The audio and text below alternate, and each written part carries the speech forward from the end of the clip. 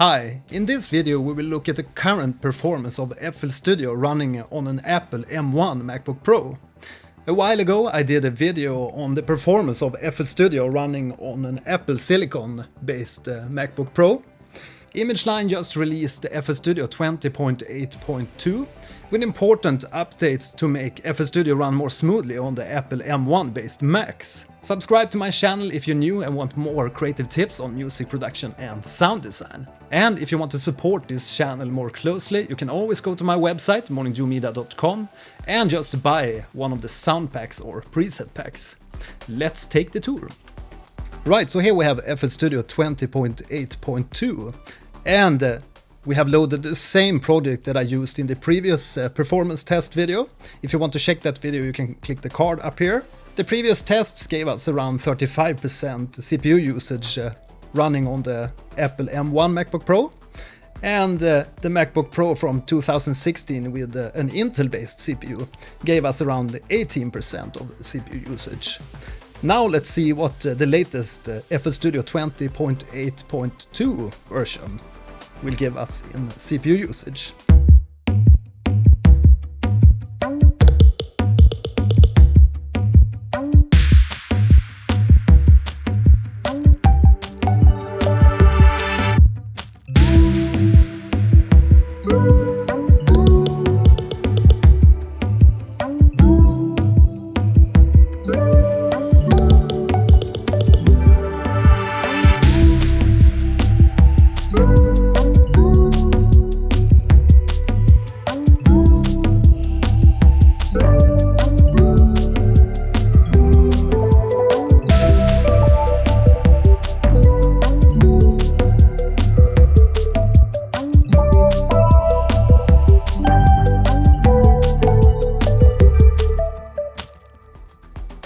Right, so you can see that this test gave us around 16 to 19% CPU usage, but bear in mind that I'm running OBS with the recording software on this same Mac.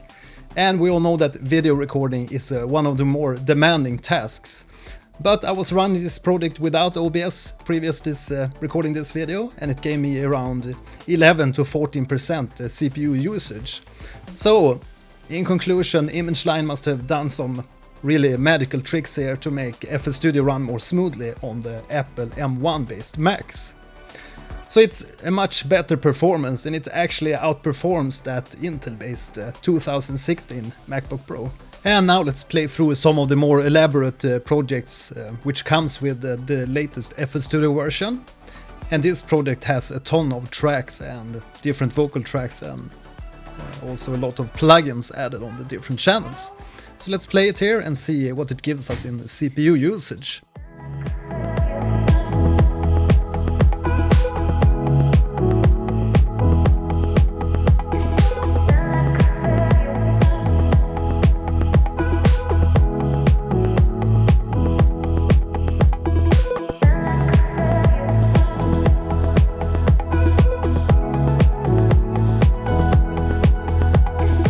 So this project is around 55–60% CPU usage, and it's really nice for such a big and elaborate project with tons of sounds, vocals, vocal processing, delays, reverbs and everything.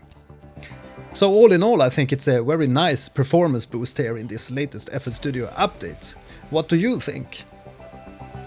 On the previous FL Studio version, when I was loading up some more demanding citers or Harmor patches, you could get glitches and dropouts, audio dropouts, but I haven't really experienced any dropouts with this current version of FL Studio, even though I've loaded up some really demanding patchers and Citrus and Harmor presets. And Harmor is a quite demanding plugin, so it's a good plugin to try out if you want to see the performance of the CPU. Keep in mind that FL Studio is still not a full ARM64 build, but it still outperforms the previous FL Studio version, which could cause spikes and audio dropouts with just some very basic arrangements. Right, so now let's look at the really demanding plugin like the Patcher. If you don't know what the Patcher is, you can click the card up here and check out the previous video where I explain how the Patcher works. Basically, it's a very demanding plugin where you can load even more plugins and hook them up and attach them in various modular ways. But if we open up the mapping here, we can basically see how this patcher preset is laid out. And you can see it's a bunch of devices attached in various ways. Let's diminish that a little bit and go back to the controls page. So here we have the plugin performance monitor open, so you can see how much the plugin is eating up of the CPU.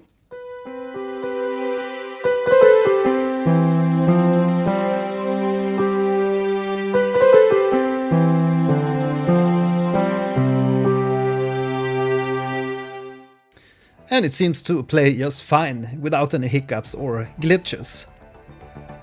So I highly advise you to try out Patcher because it has some really nice presets already loaded, and you can make use of very nice routings within the Patcher plugin if you want to do your own custom kind of sound design.